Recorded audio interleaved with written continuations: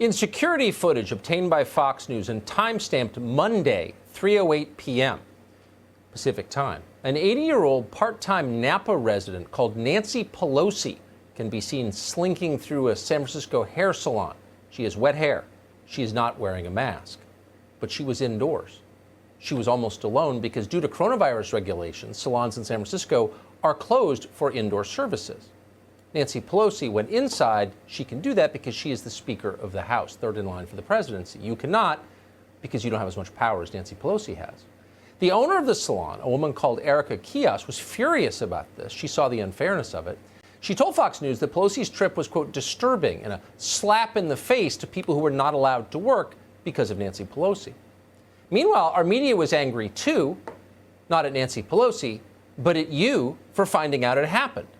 Over at Politico, a reporter called Carla Marinucci was incensed by this. She tweeted, and we're quoting, "Have to ask, upon seeing this, is it legal in California, a two-party consent state, to videotape someone in a private home or business without their consent?"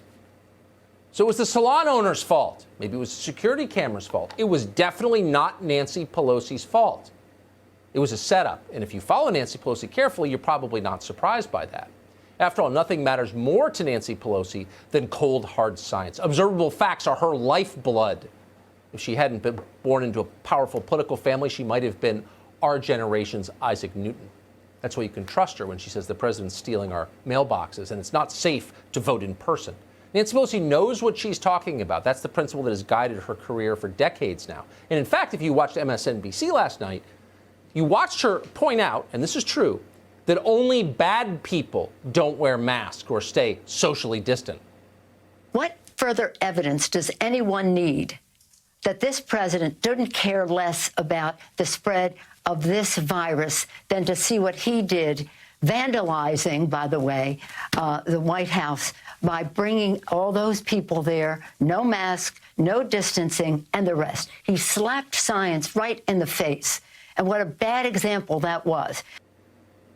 Donald Trump slapped science right in the face. And that's not easy, by the way, because science is a worthy opponent. Stings like a bee. But by that standard, and that is the standard now, Nancy Pelosi didn't simply slap science in the face yesterday. No.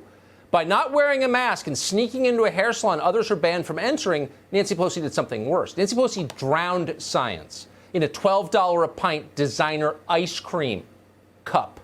She crushed science with her $20,000 Sub-Zero freezer.